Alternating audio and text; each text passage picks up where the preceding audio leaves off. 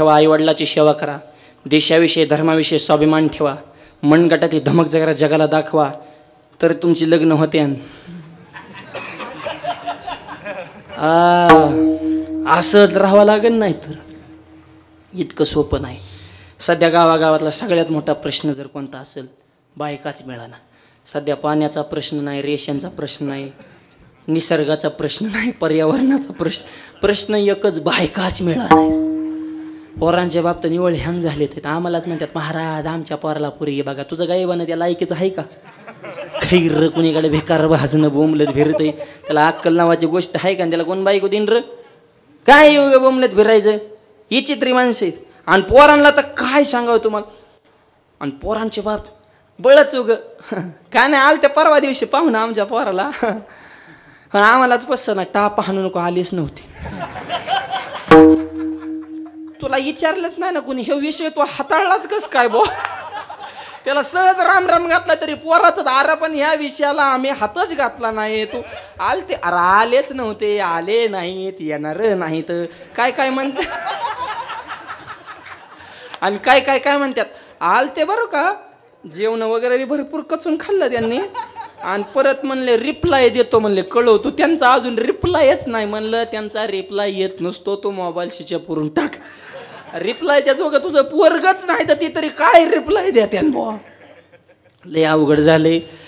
थोबाडात मावा ढाब्या द्यायचं, 10 रुपयाची बावळाटांची संगत, आचार नाही, विचार नाही, मोबाईलमध्ये 24 तास बोटे घालायची उमेद नाही, काहीतरी नवीन करण्याची जिज्ञासा अंतकरणात नाही, धर्माविषयी प्रेम नाही, व्यसनाच्या आयुष्यात सगळी बरबादी झाली तरुण पिढीची. जे उमेदीचं वय तरुणपण म्हणजे बाबा वसंत ऋतूसारखं वातावरण त्याच्या जीवनामध्ये असावं. वाटोळं झालं जीवनाचं. कोण बाई का त्यांना? नाही तर सोलापूरसारखा मोर्चा काढावा लागेल. 500 पोरांनी कलेक्टर ऑफिसला मोर्चा काढला, आमच्या मागण्या मान्य करा. कलेक्टर म्हणजे बोला का मागण्यात, म्हणजे आम्हाला बायका द्या. अरे तुम्हाला बायका सरकारने द्यायच्या, मग तुम्ही नेमकं काय करताय भाऊ? क्वालिटी कमवून काहीच नाही करता आलं तर आमच्या पार्टीचा मेंबर व्हा, माळण बुका, तरी लग्न होते. एवढा एक पर्याय राहिला शेवटचा तुमच्याकडं, माळण बुका. एक जण माझ्याकडे आला, मला महाराज लग्नात जमाना, मला मी जमितो. हां काय करावं लागेल? म्हणलं कपाळाला बुकान गळ्यात माळ. ते मला खरं सांगा, माळ घालतो पण जमन का? आधी बायकोसाठी माळ घालायला तयार झालं. ती मनात म्हणलं जाळ झाला, अशा कार्य करायला होण्या, पण बायको भेटन. आणि मी म्हणलं जमू नाही तर नाही जमू, पण माळ करी वाढन. म्हणजे त्याच्या डोक्यात वेगळं गणित, माझ्या डोक्यात वेगळं गणित. मी म्हणलं आण माळ. त्याने बारीक मण्याची माळा म्हणलं, बारीक मण्यावर लग्न जमत नाही, मग टप्पऱ्या मण्याच्या माळा. एवढ्यालाच म्हणे कचाकच म्हणणे हटकाला रुताचा झोपताने म्हणायचा लय रुतात ये. मी म्हणलं लग्न हा मग रुतून द्या. बुका लावायचा बारीक, मला मोठा लावला, मला कपाळ काळ होईन की लग्न लावतो. गेंदन बुखान धोतर नेहरून टोपीन असा पांढरा शुभ्र बगळा बनवला. हा कुठे कीर्तन गेलं की मी पुढं तेव माग, मी पुढं तेव माग, काय दिसन तीच पुढं मी माग. लोक त्याच्याच पाया पडायचे, महाराज महाराज. अरे म्हणलं खऱ्याला तर किंमतच नाही का. कीर्तन संपले, लोक म्हणे अरे हे संघ आलेलं असू द्या, पोरग मावले संघ राहतंय, व्यसन नसन, धार्मिक असून, आई बाबाला जपित असून, संस्कारिक असून, माळकर दिसते, वारकऱ्याच्या घरात आपले पोरगी सुखानं राहीन, अर्धी खाईन चेतकूर खाईन पण सुखानं राहीन, त्रास होणार नाही, वारकरी कुटुंब देऊन टाका पोरगी ह्याला. 10 पोरांची जमिवली. हाच पॅटर्न, माळण बुका. हिथं जर कुणाचं जमत नसल, सिद्धनाथ ट्रकनी नवर देव भरते. ट्रकने काय का गावात टेम्पो, जिपा, आयशर 407 असं लॉटच्या लॉट आहे नुसता. लय अवघड आहे. आणि एक वाक्य सांगतो, मुलींच्या बाजूला सुद्धा मुलींच्या आयांनी बी थोडं जमनीवर राहा.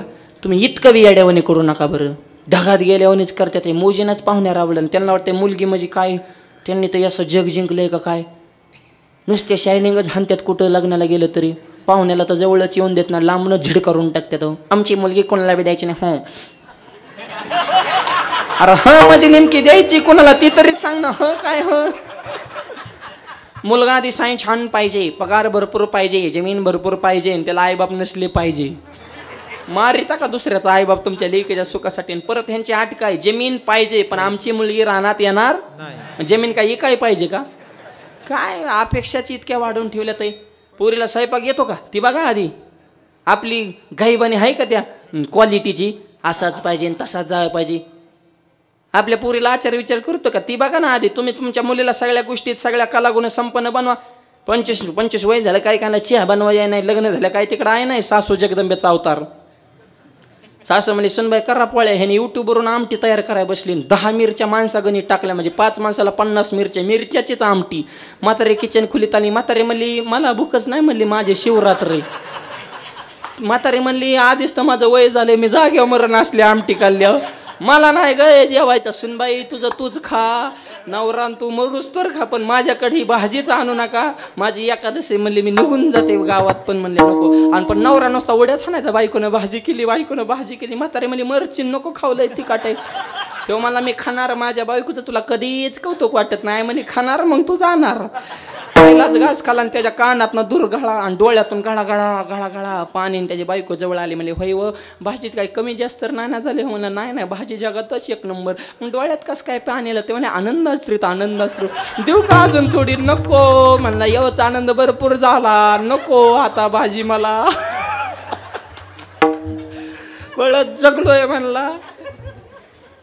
फ्रेश झाली माणसा सिद्धनाची, मोकळ्या मनाने हसली. बघा हसलंच पाहिजे, कारण ज्याला हसता येतं त्याला 4 माणसात बसता येतं आणि गर्दीत घुसता येतं. हा ना, आज सगळ्यांचा चेहरा हसतो, एक दिवस भीतल्या टेकून बसतो आणि उदबत्याचा वास त्याच्या नाकात घुसतो.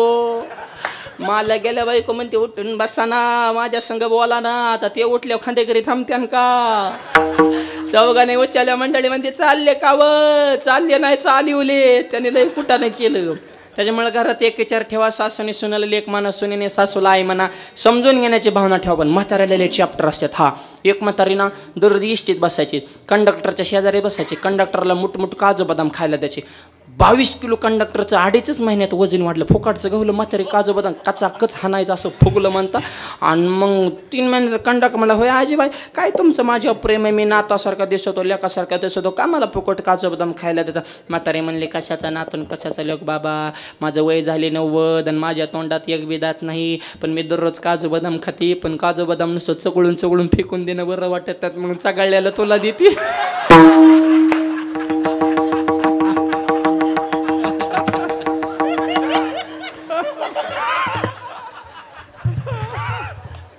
त्यांनी चालू इष्ट नवड्या झाला म्हणला, नोकरीचा म्हणला. काही नोकरी करेन पण म्हातारीच्या नादी लागणार ना, असल्या म्हाताऱ्याची चॅप्टर येतलो. त्याच्यामुळं म्हाताऱ्यानं सांगणे सुनबाला लेक म्हणणं, सुनेने सासूला आहे म्हणा. माझं ब्राह्मण काकाला सुद्धा नेहमी सांगणं, लग्न जमताना मुलाची मुलीची पत्रिका नाही जुळली तरी चालेल, पण सासूची सुनाची पत्रिका जुळते का ही आधी बघा. खरं ह्यांची कुंडली जुळली पाहिजे, सासू सुनाची. पोराची जुळते हो, त्याची किती ग्रह वाकडे तिकडे असू दे ती ॲडजस्टमेंट करून घेतो, पण ह्यांच्या कुंडलीचं लय प्रॉब्लेम. त्याचं लय हाल होतात. त्या आईकडे गेले की आईसारखंच बोलवतो, बायकोकडे गेले की बायकोसारखंच बोलवतो. आईला म्हणतो तुझंच खरं आहे, बायकोला म्हणतो तुझंच खरं आहे. दोन्ही संघ आले की म्हणतो बाहेरच बरं आहे. मरण का दोघीच्या मध्ये वाळून चालले. त्याच्यामुळं मुलांना 3 वाक्य सांगतो, आई खुश, पत्नी खुश आणि बाप बी खुश. 1 आईची करा उपासना, पत्नीची करा जोपासना, व्यसनापासून दूर ठेवा तुमची वासना. शब्द थोडेत पण महत्वाचे आहेत. आईला देव म्हणा, पत्नीचा सांभाळ करा, व्यसनापासून दूर राहा. लक्ष्मी पाणी भरल्याशिवाय राहणार नाही. आणि हे वैचारिक परिवर्तन घडण्यासाठी धर्ममंडप आहे. आणखी एक वाक्य सांगतो, ज्या कुटुंबात एकी असते त्या कुटुंबात गावात वजन असतं, ज्या गावात एकी असते त्या गावाचं तालुक्यात वजन असतं. आपलं सिद्धनाथ हे संस्थान संपूर्ण जिल्ह्यामध्ये प्रसिद्ध संस्थान आहे. अनेक गावाचा संपर्क या देवस्थानशी आहे आणि वेगवेगळ्या गावची सगळे माणसं आपण एकत्रित येऊन या ठिकाणी हे कार्य करतो. ही एकीची ताकद आहे मायबाप. म्हणून एक राहा मायबाप. नावाची अपेक्षा न करता, प्रतिष्ठेची अपेक्षा न करता हे धर्मकार्य. आणि धर्माच्या बाबतीमध्ये स्वतःचे वैयक्तिक वाद विसरून द्या. लोक म्हणतात हेच पुढं तीच पुढं, ह्यांचीच नाव घेते त्यांचीच राहिली. ती माणसं मला विचारत, अरे हिथं संकट धर्मावर आले, तुझी अगरबत्ती कुठं लावतो बुवा? संकटाची लेवल काय चालू आहे, आपल्या अपेक्षाची लेवल, ह्याचं प्रत्येकानं हिंदू धर्मातल्या व्यक्तीने चिंतन करणं गरजेचं आहे.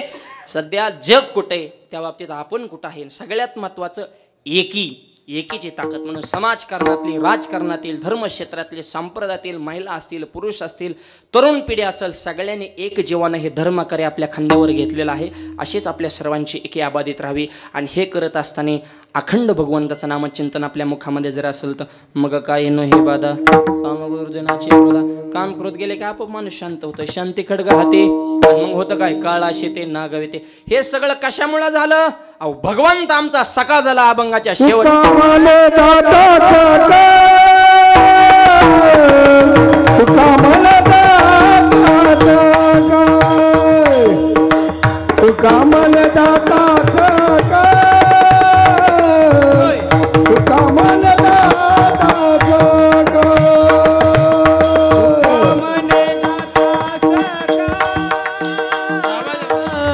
हा म्हणे